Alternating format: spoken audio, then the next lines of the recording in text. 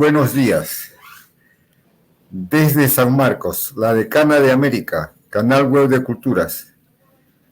Hoy con su programa Pensadores Peruanos. Este es un programa que presenta a los estudiosos y académicos sanmarquinos y de otros centros superiores del país y el extranjero, quienes con su producción científica, su trayectoria académica y publicaciones nos hacen conocer nuestra vasta y rica formación social. Los resultados de sus estudios e investigaciones han contribuido al desarrollo de la ciencia, la tecnología y las humanidades. Van dejando huellas en las generaciones de hoy y están vigentes en las aplicaciones que de ellas se realizan. En esta oportunidad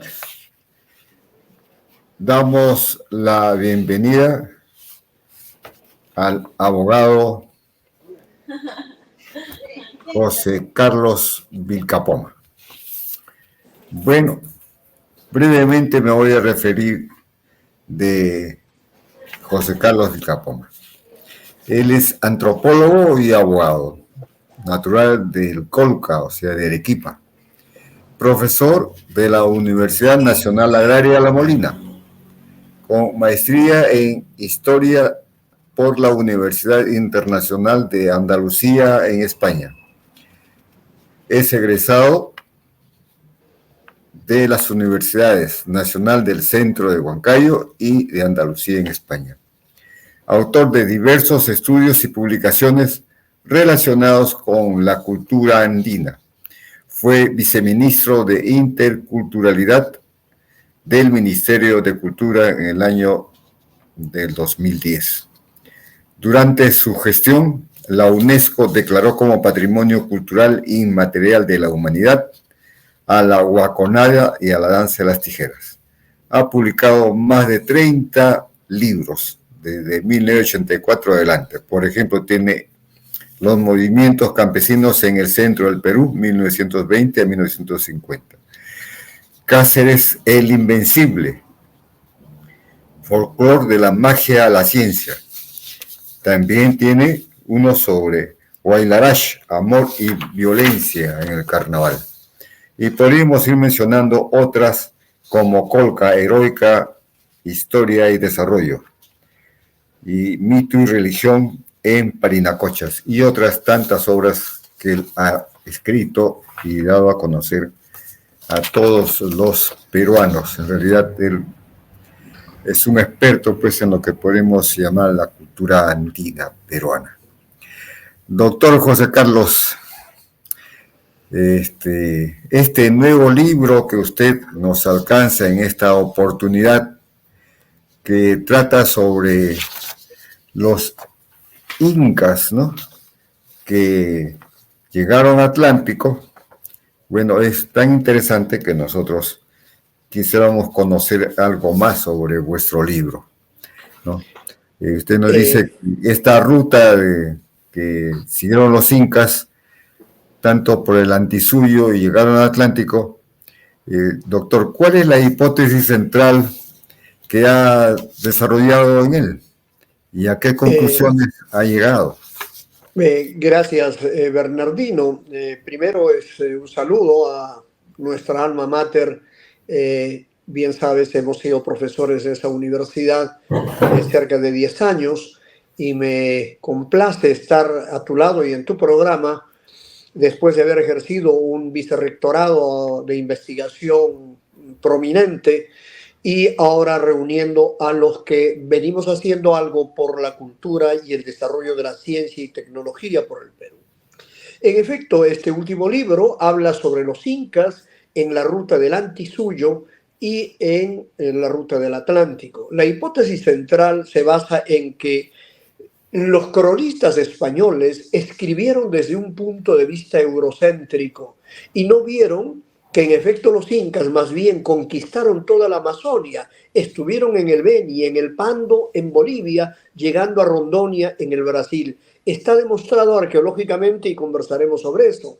Y la otra es que, conociendo ahora el Peavirú, que es un camino que, trabajado por Susan Bond desde el Brasil, une la ruta del Atlántico de Santa Catarina hasta Potosí y probablemente, como está dicho ahora por otros investigadores, haya llegado a la parte baja de Chile y llegado a la zona de Moquegua, pasando por el Cusco. Entonces, esa es la hipótesis central por la que hemos trabajado este tema, basándonos en arqueología, etnografía, etnohistoria, y es el resultado del libro que comentas. José Carlos, es tu libro, ¿no? O en tu libro se trata sobre las rutas inéditas y en consecuencia de las acciones militares y de conquista que se hicieron, ¿no? El Inca resplandeciente, como lo llamas al Inca Tupac Yupanqui, Tupac Inca Yupanqui, claro. Tupac Inca Yupanqui, efectivamente, ¿no?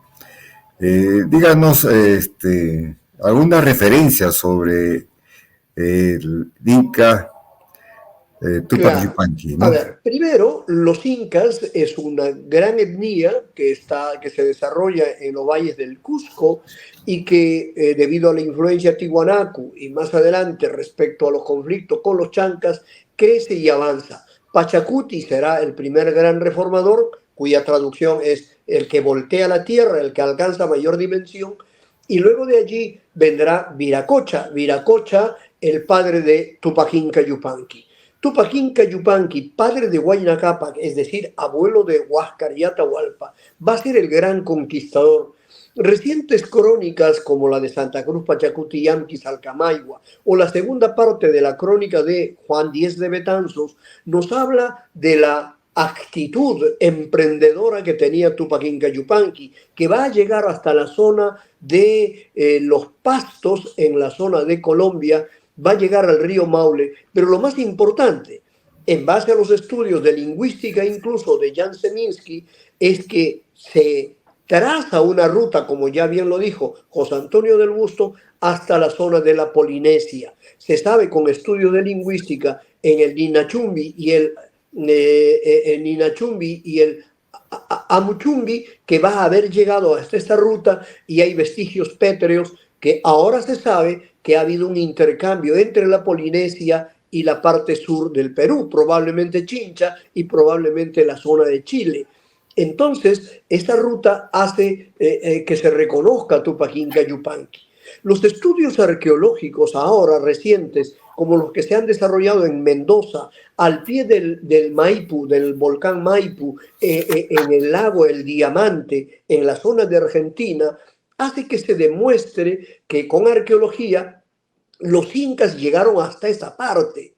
Y también los trabajos que ha hecho la Universidad de Salta de Argentina y los proyectos en la zona del Beni y los de la Universidad de Rondonia han trabajado en lo que es el Beni. Está la muralla o la muralla para el lado del Perú con vestigios arqueológicos. Se sabe que la ruta de los incas era utilizando el Madre de Dios, utilizando el río Madre de Dios en la zona, acá está dicho en el libro, incluso en la zona de Mamería del Perú, han utilizado esa ruta para agarrar el río Beni, y con el río Beni, que es un afluente del Guaporé, que es el río mayor que va a ser tributario del Rondonia, y así va a desembocar en el Amazonas. Entonces se sabe hoy que con arqueología en efecto hay vestigios últimos. Yo en el libro he demostrado con fotografías que gracias a Peter Montt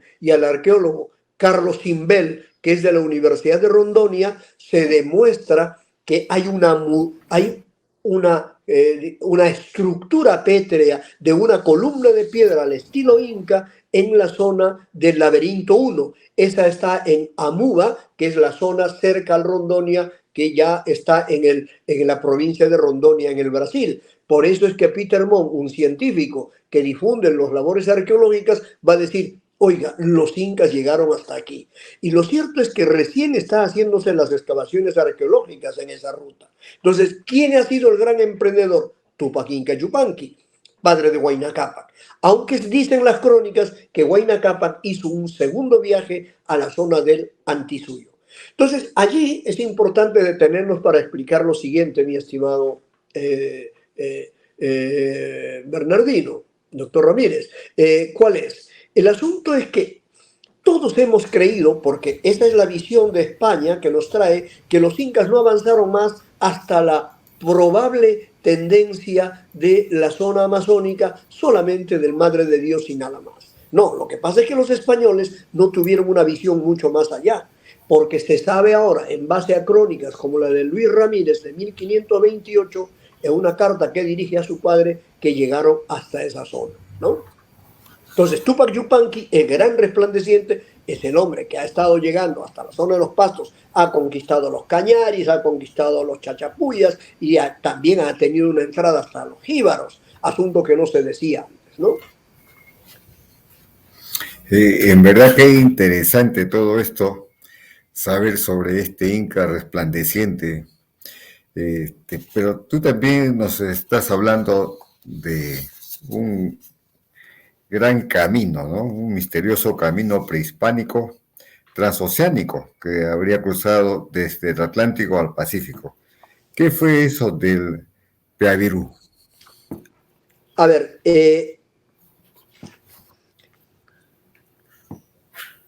tenemos nosotros documentos. A ver, vamos para hablar de cómo era este camino y cómo se descubre, es importante retomar lo siguiente. La carrera naval en el siglo XVI. Los portugueses eran mejores navegantes que los italianos, que los venecianos de Colón, eran mejores navegantes, aunque los chinos con Henzhou eran mucho mejores navegantes, pero que por una cuestión cultural no se aventuraron a las conquistas. Los chinos son endogámicos culturalmente, quieren solo lo suyo, entonces no se aventuraron más allá de las grandes navegaciones que tuvieron. Pero en la carrera por la navegación, Portugal llevaba ventaja a España y de sobra llevaba ventaja a los italianos. ¿Por qué? Porque en el año de 1438 está Enrique el Navegante. Enrique el Navegante, muy joven, él se lanza a la búsqueda de las especias, que era lo que motivaba la riqueza en Europa. Pero las especies de la India tenía que bordearse el asunto tenía que bordearse las Indias y el África, porque en este caso los musulmanes habían cortado la ruta de la seda. Al cortar la ruta de la seda, obligaban entonces a bordear el África para llegar a las especias. Pero ¿por qué era importante las especias? Porque la carne, vamos, si no hablando así, un poco ordenándonos mejor, el clima en la Europa de ese entonces era muy radical. La carne se convertía en insípida después de un año. Entonces, para preservar la carne y volverla no solo digerible, sino en la mesa del promedio medio de un europeo, entonces había que tener especias. Estas especias hacen que entonces en Europa este producto, esta necesidad comestible culinaria tenga un valor alto. Por eso es la carrera hacia las Indias.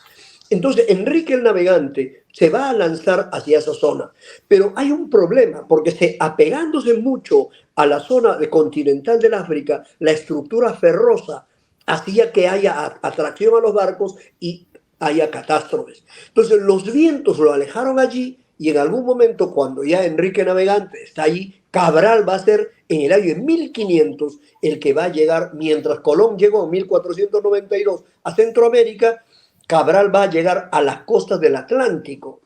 Pero hasta allí se podría decir entonces que hay una carrera sorda entre Colón 1492 y Cabral en 1500.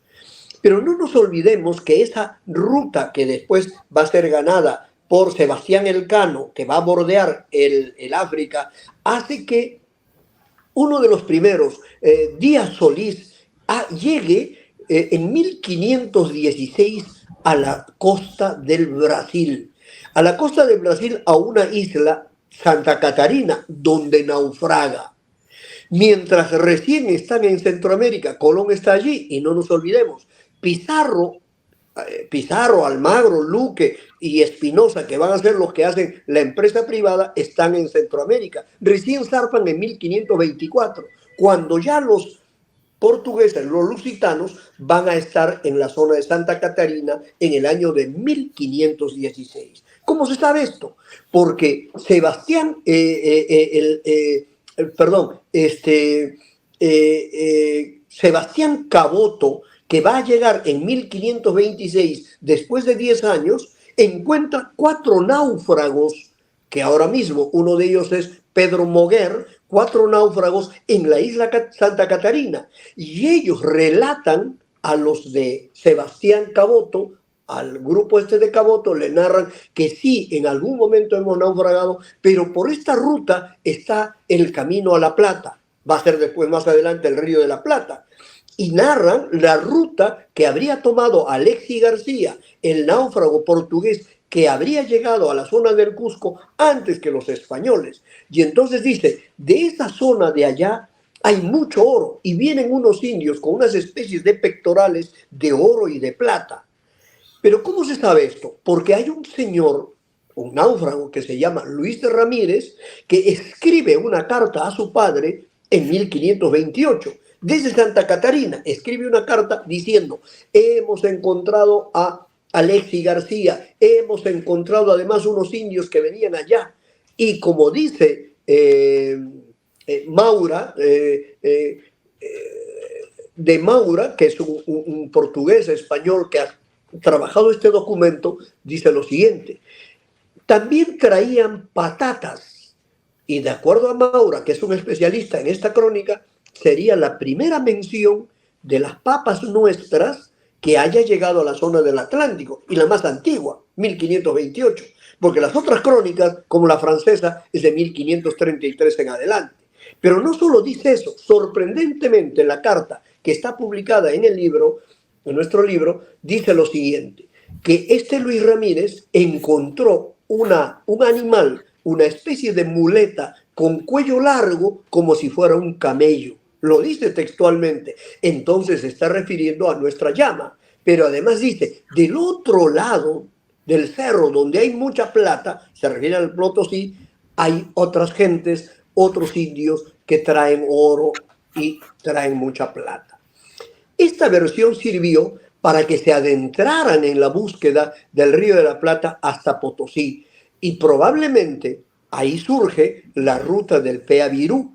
Pero otros especialistas dirán que la ruta del Peavirú es mucho más antigua. Y un tal Schmidt, que es un alemán, en 1545, cuando ya están los europeos en esta tierra, se lanza a buscar este camino, que los indios guaraní lo van a conocer como Peavirú, que va a llegar hasta la zona de Santa Catarina en 2 vertientes. Hoy se sabe que hay investigaciones de gente seria como Susan Bond, que está trabajando más de 20 años en la reconstrucción de este camino que en efecto uniría la zona del Pacífico con el Atlántico. Termino esta parte diciendo lo siguiente. Jan Zeminski, con quien he trabajado el tema, por suerte, uno de los grandes expertos en no solo las crónicas quechuas, señala que Santa Cruz Pachacuti y Anquizalcamaigua va a hablar de un mar más allá, dice, un mar más allá del Titicaca, el otro mar más allá del Titicaca. Según Jan Zeminski se refiere al mar del Atlántico, que había noticias y que probablemente a través del comercio de grupos originarios como los chiriguanos han llegado a esa zona. Entonces hoy no es nada sorprendente que ya hay desde el Brasil un gran esfuerzo por encontrar, o ya incluso hay reconstrucción pétrea de varios lugares de acceso del Peavirú hasta esta zona, ¿no? Entonces, una cosa sorprendente y documentada, ¿no? Documentada. Bueno, que cuán importante es realmente estos caminos, ¿no? Como el Capañán en el caso de los incas. Y acá usted nos está hablando de este camino tan interesante que comenzó con el Peavirú. Podríamos nosotros decir que la sociedad inca también llegó a estos lugares del Atlántico, no solamente en las acciones de conquista, sino también ha señalado usted a la papa, por ejemplo, podríamos decir del maíz más adelante o la coca que era más generalizada, pero claro, por ejemplo su organización social de los incas, como el ayllu, por ejemplo. Claro. Primero, la sociedad inca, una gran cultura, del que se decía que no había contacto con otras culturas grandes, como la azteca o la maya de Centroamérica. Hoy se sabe que sí han habido contactos. En el segundo viaje, si mal no recuerdo, está Bartolomé Díaz, el gran navegante, en el segundo viaje con la hueste de Pizarro. Bartolomé Ruiz. Bartolomé Ruiz se encuentra con la balsa tumbesina y en la balsa tumbesina se llevaba mucho tejido y mucho elemento comercial. Hoy han hecho las rutas hacia dónde iba esa balsa, solamente hasta Guayaquil, solamente hasta los Valdivia de Guayaquil, no, se sabe que iba hasta el Golfo de México. Demuestra entonces que los incas, que eran también conocedores del mundo del mar, gracias a la herencia Chimú y Moche, que eran grandes navegantes, utilizaron esa ruta del Golfo. ¿Por qué y para qué me refiero a esto? Para hacer ver de que antes se creía que los incas no habían avanzado más de lo que se conoce en un mapa muy tradicionalista. Hoy los mapas incluso que ha expuesto el Mali ya hablan del Rondonia y hablan del Beni, y nosotros también, incluso sin haber cruzado información, nosotros coincidimos en eso. ¿Pero qué? El Estado inca era una sociedad eminentemente teocrática, es decir, el inca era un semidios. Por ejemplo, tenía lo que se llamaba el huauge o una especie de doble, que algunos cronistas dicen era el bulto, que se construía con las uñas, la pilosidad o los cabellos, restos del inca, y se hacía una especie de réplica básicamente de los elementos corporales que le había pertenecido. Eso se trasladaba de un lugar a otro, o de una sociedad o un grupo étnico, un señorío a otro, y se le daba el carácter eminentemente religioso. Siendo así, entonces, una sociedad vertical, teocrática, ganada por la religión, en el que los estamentos estaban dados, había también un grupo sometido, que eran los llanas, ¿no? Los llanas. Entonces, no hablaremos de la sociedad evidentemente esclavista, sino, como diría Maurice Godelier, desde la perspectiva incluso marxista, dirá él que era una sociedad asiática, que combina entre lo vertical teocrático religioso y también con el sometimiento de otro sector. Siendo así, Tupac Yupanqui era un semidios. Ustedes saben que al Inca no se le podía ver de frente. Al Inca se le acercaba con un paquete de carga de leña a la espalda. Además, la saliva del Inca era conceptuado como algo sagrado, no podía caer a la Pachamama. Tenía que una agia o una ñusta, que eran mujeres secundarias, recibir en las manos. O sea, era un dios, un semidios. Siendo así, entonces es fácil pensar que los caminos guerreros del Gran Capacñán, que cerca de 30.000 kilómetros, aunque 6.000 kilómetros de longitud, pero 30.000 kilómetros de construcción del Gran Capacñán, era cruzado por en etapas que duraban 2 años. La conquista de la zona de los Pastos partieron muy joven, él tenía cerca de 20 años, Tupac Inca Yupanqui, parte del Cusco, y va a demorar 2 años, en el que cientos y miles de llamas blancas para ofrendas, para regalos a otros señoríos, mujeres de Abyas, etcétera, marchaban con el Inca. Entonces, ¿por qué nos estamos refiriendo con estos datos? Para decir que, por ejemplo, la litera del Inca, de plumaje de pájaros exóticos, o como diría Pedro Pizarro, la capa que tenía Atahualpa cuando está en la prisión estaba hecho de pelaje de murciélago. Era el trabajo de cientos o de miles de gentes que construían a un señor, un semidios, un dios, un semidios. Vuelvo a repetir, si es así, entonces es fácil pensar que sus conquistas avanzaron y llegaron. Ahí está la crónica de Sarmiento de Gamboa, cuando dice Tupac Inca Yupanqui desapareció por 2 años y regresó con gente de color negra, no eran africanos ni nada, sino polinésicos que probablemente hayan llegado a este lado. Entonces, los incas tenían un tipo de sociedad eminentemente vertical, ganado por lo religioso, que ha permitido llegar a estos lugares. Y si se dice, ¿ha llegado hasta el Atlántico? Es una hipótesis que todavía no está demostrada, aunque sí estoy señalando en el documento que probablemente haya habido noticias y las excavaciones futuras arqueológicas lo dirán. Usted sabe, mi querido doctor Ramírez, que ahora hay un sistema de LIDAR para la arqueología, para la Amazonia.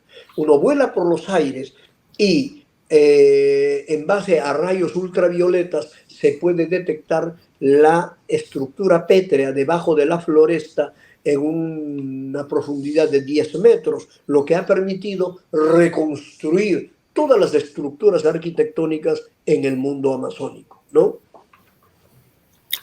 Realmente interesante este libro que usted nos hace conocer, ¿no? De cómo los incas llegan al Atlántico. Y es importante ver también algunas fechas, aunque usted en un momento dice que las fechas no son rigurosamente exactas, ¿no? Claro, No obstante las fuentes que usted ha consultado.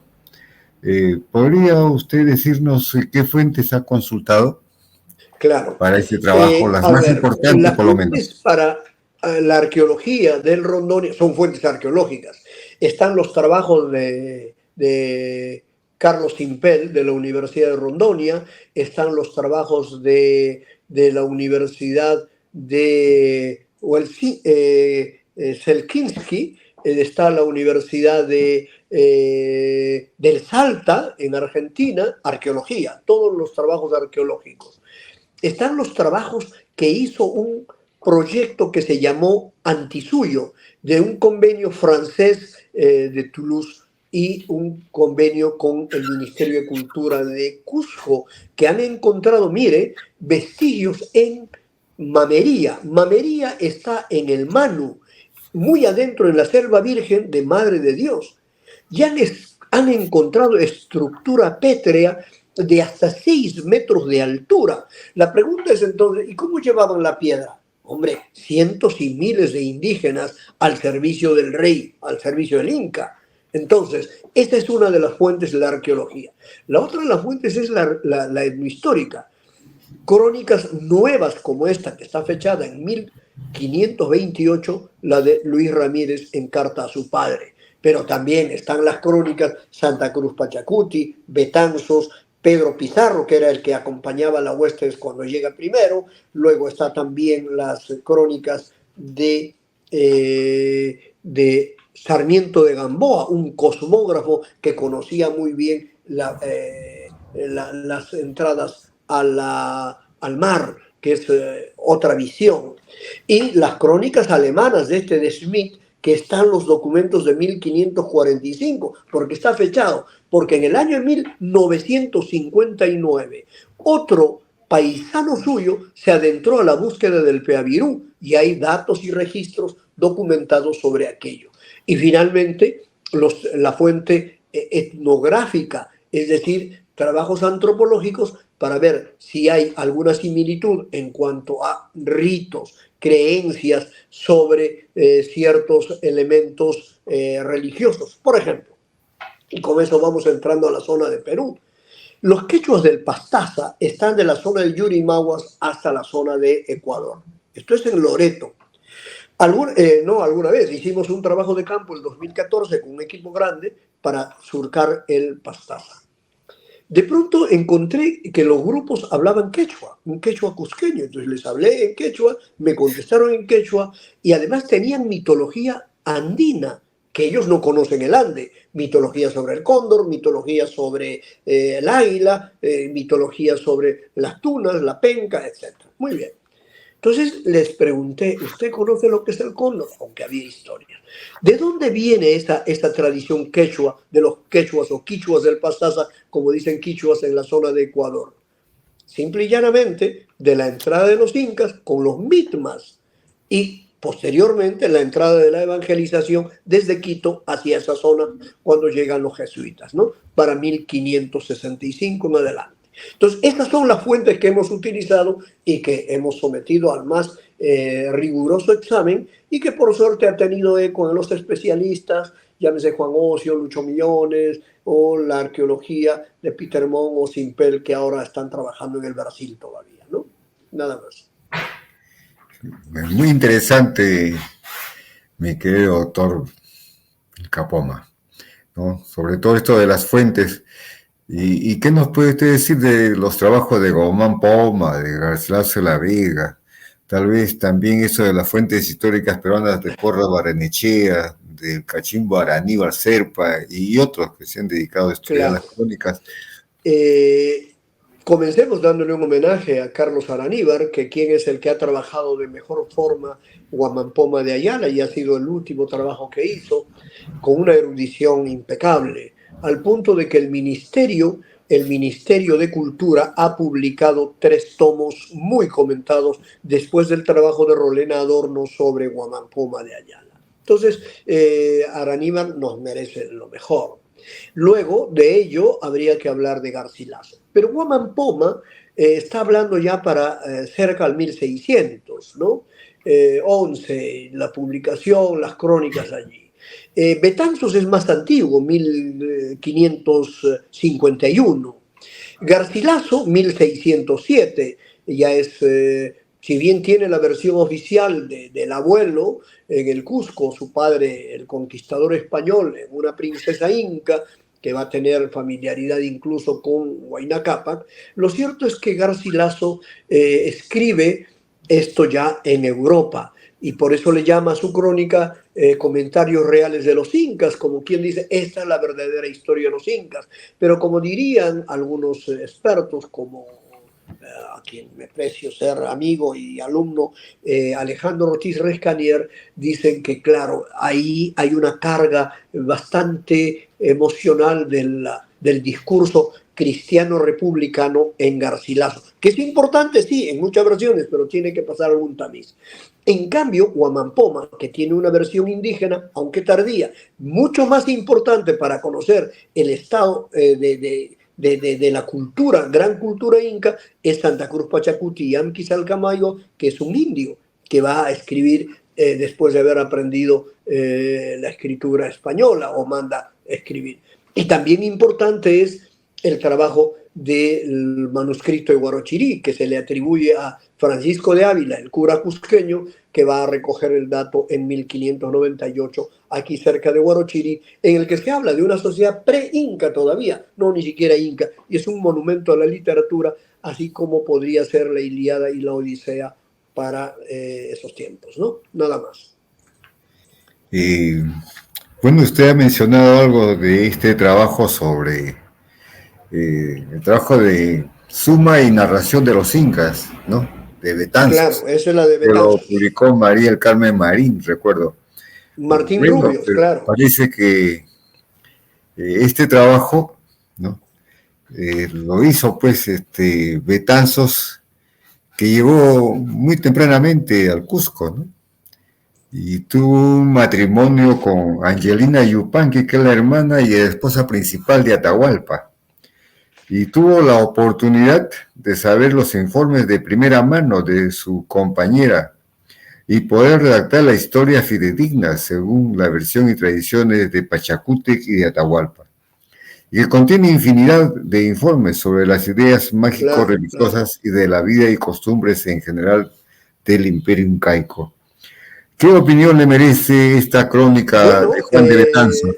a ver, doctor Ramírez, he tenido la suerte, tengo la suerte de ser amigo de Mari Carmen Martín Rubio, la española peruanista que encontró la segunda parte de la crónica de Betanzos. Y en el año 97 yo estaba en Madrid, en la Biblioteca Nacional, haciendo investigación, y de pronto me crucé con ella, a quien ya la conocía desde los congresos del hombre y la cultura andina, que había venido, ella había venido. Entonces, me mostró luego el manuscrito de Betanzos, que lo había encontrado en, si mal no recuerdo, en el Escorial, eh, o en, bueno, no recuerdo ahora precisamente, pero me mostró. Entonces yo le dije, a ver, ¿qué de sorprendente hay? Entonces me dijo, bueno, la segunda gran parte, que tiene que ver con la historia de la religiosidad de los incas.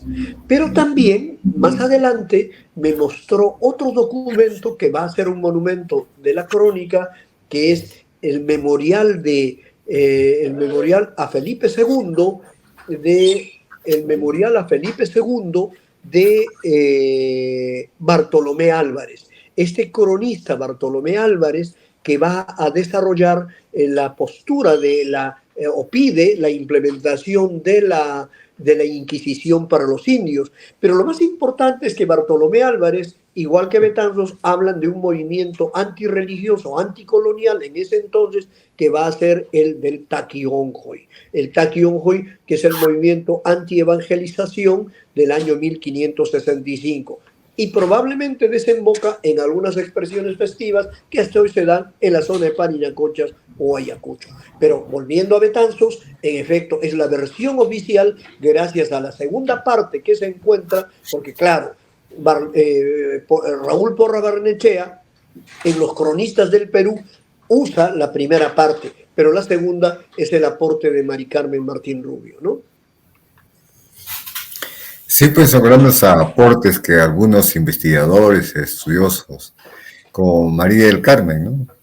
Ella trabajaba en la Complutense, creo, y bueno, cuál será su situación actual.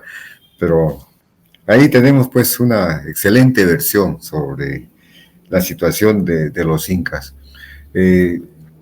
Usted nos decía que era muy importante el uso de el mito en este tipo de investigaciones, particularmente para ver pues cómo es que los incas implementaron, en todo caso, usaron esta ruta, ¿no?, delante suyo para llegar al Atlántico. Entonces, por Y como allí... diría, perdóneme Bernardino, como diría Jan Zeminski, si conocieron, mire, si conocieron los incas de este lado del Pacífico, obviamente han tenido que conocer del Atlántico, porque había una ruta comercial y un flujo que ahora recién se está dando a conocer. Nosotros hemos creído que los amazónicos nuestros tienen una mano delante y otra detrás, y hemos pensado que los nativos de la Amazonia son unos cuantos y nada más. Hoy no. Hoy la arqueología con el LIDAR demuestra que han habido construcciones muy complejas y han habido poblaciones amazónicas muy complejas. Betty Meyers, la de National Geographic, ella ha sostenido de que más bien la población, antes de los 10.000 años, la población andina nuestra ha venido de la Amazonia y no de la Amazonia y no del mundo andino, perdón, hacia la Amazonia, sino de la Amazonia al mundo andino. Y eso cada día es más evidente. Si no, pensemos, por ejemplo, en la familia Pano, Shipibos, Conibos, que hay mucha herencia amazónica en las zonas andinas, ¿no? O también al revés, han habido flujos comerciales grandes. Hasta hoy, por ejemplo, la denominación de Apu en los mundos amazónicos es una denominación andina, no es amazónica, lo que demuestra que ha habido un intercambio. Y como usted bien decía hace un momento, 3 elementos eran los vitales para una cultura prehispánica. En este caso la coca, el ají y la sal. 3 elementos que no podía evadirse. Y eso ha sido motivo de largos comercios, conflictos o incluso guerra, ¿no? Sí, pues se tiene una idea o una información que realmente la gente de la selva no ha tenido un desarrollo de una civilización importante, ¿no? Porque se manifiesta aún en las comunidades originarias hoy día, el nivel en el que están, ¿no? Pero usted nos viene refiriendo también sobre la presencia de la arquitectura inca en la selva, y muestra, creo, por ejemplo, estas ventanas trapezoidales. Estas Claro, ventanas estas ventanas trapezoidales no solo están en Rondonia, y ahí están las fotografías en el libro, sino también están en Mamería. En Mamería, este equipo, en la selva virgen del Manu, en Madre de Dios, donde se creía que no hay nada, han encontrado aríbalo, han encontrado ceramio, han encontrado raspadores, elementos inca clásicos, ni siquiera inca primigenio, sino el clásico, el florecimiento del imperio, probablemente en época de Pachacuti y Huayna Cápac, antes de la llegada de los españoles, ¿no? Y podría pensarse, mi querido autor, que estas ventanas trapezoidales o esta utilización de la eh, arquitectura no solamente es una invención del imperio inca, sino puede ser pre-inca y también de otras culturas un poco distanciadas de los Claro, si pre-incas e no incas. pensemos en los Sechín, Sechín va a ser, estamos hablando, Chavín 1250, Sechín más o menos contemporáneo, pero en la zona de la costa sur, ya se labra la piedra. Entonces, las construcciones Chavín, por ejemplo, es el manejo de la piedra. Claro, no la piedra clásica trapezoidal como la que se encuentra en la zona de los Cañaris. En la zona de los Cañaris está lo que se llama Ingapirca, que es una estructura ovalada, pero de pórticos trapezoidales, única en su género, que era la forma de asentarse, era la forma de asentarse era la forma de asentarse de las sociedades prehispánicas, ¿no? O sea, él dominaba, agarraba la estructura, el círculo o el semicírculo, y ahí se establecía la cultura. Entonces son huellas de la presencia de un reino respecto a otro, ¿no? Usted me parece que desarrolla toda una hipótesis cuando nos dice que fueron o fue la búsqueda de las riquezas la que hizo por ambos lados del continente para que las sociedades puedan consolidarse y también pugnar por su crecimiento institucional. ¿Realmente eso fue así? ¿Necesitaban incluso expandirse allende los mares? Creo que sí, es una hipótesis un poco atrevida, pero sí, porque, a ver, un inca como Tupac Inca Yupanqui, que tenía alrededor de 200, o sea, cerca de 200 señoríos bajo su poder, se había logrado someter a 200 señoríos. Y el sistema parental era importante. Usted sabe que Huayna Cápac tenía cerca de 400 hijos y Tupac Yupanqui algo menos. Y es que el sistema parental era un mecanismo de poder. Entonces tenían una concubina o a una mujer secundaria, hija del rey del señorío tal, para someter a partir de la descendencia. Ese tipo de característica hacía de que sea invencible. Por eso la Armada Peruana, el BAP Unión, lleva a Tupac Inca Yupanqui en la proa, como conquistando los mares. Y hoy se está haciendo estudio en la Polinesia para demostrar la ruta de los incas y la presencia. Y como diría, siempre hablando de los maestros grandes como Seminsky, dice, ya no es un secreto que las gallináceas de las costas sur de Perú y de Chile se encuentran en la Polinesia. Y además algunas raíces lingüísticas también sobre eso. Entonces, el Contiki, que fue una Gerd Herald, ha desarrollado un trabajo de aventura, este noruego que se ha aventurado para demostrar esa ruta. Ahora, en la actualidad, hay otros trabajos que se están preparando para no solo demostrar este tipo de presencia, sino con la arqueología, la fuerza que han tenido nuestros incas, ¿no? Una fuerza, pero realmente fabulosa, ¿no? Muy grande Y para además poder... dice Pedro Sarmiento de Gamboa, dice que desapareció durante 2 años con cerca de 2000 navegantes. Claro, es probable, o sea, barcazas pequeñas en Totora, que era el manejo que se hacía, con caña Guayaquil. Y no olvidemos que la zona de Quito, Guayaquil, siempre ha sido la despensa para los mares, tanto de chibús y de moches en la parte norte, ¿no? Bueno, pues así ha sido. Yo creo que este libro de los incas en la ruta del Antisuyo y el Atlántico es un excelente trabajo de José Carlos Vilcapoma, ¿no? Él, como antropólogo, sigue investigando incansablemente. Yo te felicito por eso, José Carlos. Y Muchas bueno, gracias, dime, Bernardino, muchas gracias. algunas referencias en estos tiempos que sigan investigando en esta línea? Me decía Lucho Millones, con quien converso siempre, me decía, aquí en tu libro hay 3 vertientes que hacer, que seguir. No sé si las seguiré o no. Una es demostrar lo que acabas de decir, ¿Cuál era la ruta allende los mares de los incas? Además, iban hasta México y probablemente hay contacto con México. Y lo que pasa es que el chauvinismo mexicano o azteca no quiere hacer ver de que hay herencia inca en esa ruta. Pero acuérdense, yo digo a mis alumnos alguna vez, tarde o temprano se demostrará que ambas culturas tenían un proceso de vinculación. Uno. Segundo elemento, las rutas hacia la Amazonia. ¿Cuáles son los caminos? Yo me aventuro a hacer unos mapas allí con un equipo de arqueólogos. Y un tercer elemento es el carácter religioso de los incas que recién se está descubriendo. Ya saben ustedes que, por ejemplo, cuando Atahualpa va a ser hecho prisionero y se le condena a muerte, él no quiere ser quemado.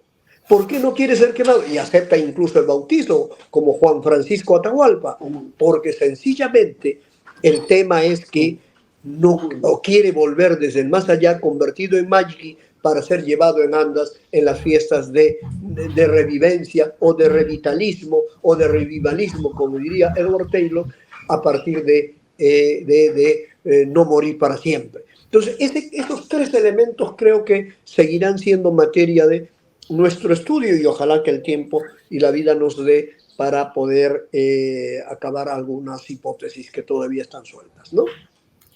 Sí, de lo que acaba de decir con relación, digamos, a la expansión, bueno, si no fue ya, digamos, de la misma civilización inca, pero sí cómo se vinculó con otros reinos, ¿no?